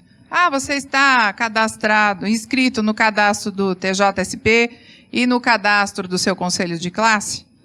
Estou. Então, eu posso te nomear, senão não. Como nós já falamos lá atrás, a questão da obrigação, de nós obrigarmos, e nós, estou falando enquanto Conselho Federal, Conselho Regional, nós não temos, até pelo próprio decreto, é prerrogativa, certo, Marcelo, do Sim. contador, do bacharel. Isso o Marcelo tratou lá atrás nas obrigatoriedades. O contador, ele pode exercer, ele está habilitado a exercer auditoria e perícia judicial e extrajudicial. Te faço o mesmo convite, se você for contador, faça a pesquisa do seu nome, do seu CRC, quer dizer, e você vai estar lá que você está habilitado para prestar serviços contábeis de acordo com os artigos 25 e 26 do Decreto-Lei 9.295 de 46, que é exatamente a questão aí de nós, acho que estarmos como bacharéis, não é isso? Exatamente. Então, assim, não tem como a gente obrigar todos os contadores a se inscreverem no cadastro, tá? Em relação ao cadastro dos tribunais, você é obrigado a ter essa inscrição nesse cadastro, senão você não vai poder atuar com o perito do juízo. Ah, mas eu não estou inscrito e o juiz me nomeou. Provavelmente, se ele viu que você não está inscrito, ele vai te determinar que em determinado prazo você atenda e faça a sua inscrição no cadastro do Tribunal de Justiça, tá? Da qual você foi nomeado para atuar como perito num determinado processo. Bom, aqui tem um colega aqui que não se identificou aqui, só tem o número do telefone, ele faz uma série de perguntas, a gente vai tentar atender uma ou duas aqui. Mas tem mais além dele, que a gente pudesse só deixar isso por último? Esse aqui. Quanto tempo a gente tem? Ó, isso fala da educação continuada. Então, aqui, olha. Quando apresentar a declaração da IES de produção científica e o CRC para reconhecer a pontuação solicita documentos complementares, qual o prazo para cumprir a exigência? Tentei anexar documento no site, mas não habilita. Existe outra maneira, e-mail? Contato com o desenvolvimento. Né? Eu acho aqui, Fabiana, aqui tem uma pergunta específica para o desenvolvimento, que a pessoa, quando apresentado a declaração da instituição de ensino superior, ele deve ter feito um trabalho de produção científica, e o CRC, para reconhecer a pontuação, solicita documentos complementares. Então, a pessoa que fez esse questionamento, como é específico do desenvolvimento, a gente vai direcionar para eles, eles vão te responder. Então, sobre perícia, tem mais alguma? Essa mensagem foi apagada. Já apagaram até a mensagem, espera aí só um minutinho. Olha lá, vamos ver. Meu nome é Wilson, minha dúvida é, o laudo parecer do perito do juízo pode ter assinatura do perito assistente quando ambos têm o mesmo pensamento? Qual a diferença entre perito do juiz, perito extrajudicial e juiz arbitral? Se pode ter assinatura, ele está falando um laudo concordante, possivelmente. Eu não lembro de não há mais essa. Norma, não antigamente essa exigência mais. Antigamente o Código de Processo Civil facultava até, no caso de concordância, havia uma disposição expressa que o perito e os assistentes técnicos poderiam assinar um laudo único em conjunto. O atual Código de Processo Civil não prevê mais essa questão, essa possibilidade de forma expressa, mas o recomendável é que cada um faça o seu trabalho, o perito apresente o seu trabalho e o assistente técnico apresente o seu parecer na forma de um parecer concordante, concordando com as conclusões que foram alcançadas pelo perito, mas num trabalho próprio seu. Qual a diferença entre perito do juiz, perito extrajudicial e juiz arbitral? Como a gente tem só um minuto, infelizmente qual a diferença aí a gente não vai ter condição de responder. Vê se tem mais alguma, só que é bem rápida, só para a gente dar a oportunidade aqui para mais um colega.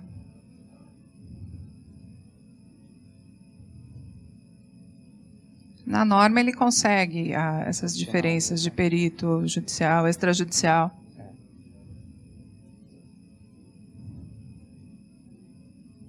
Acho que vai demorar um pouco mais. Vai demorar um pouco mais.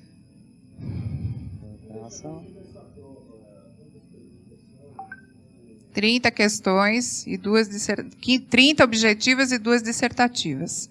Se você conseguir atingir a quantidade de questões que é exigido lá para você passar, para a gente fazer a correção das dissertativas, eu acho que é 70%, eu posso confirmar e te falar.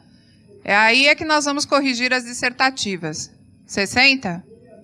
60, tá, 60%. Acertou 60% das objetivas, você vai ter que fazer a prova no todo, tá? Você vai ter que responder as 30 objetivas e as 2 dissertativas. Só irá para a correção as dissertativas se você conseguir atingir o mínimo de 60% de acertos nas objetivas. O conteúdo programático está disponível no edital.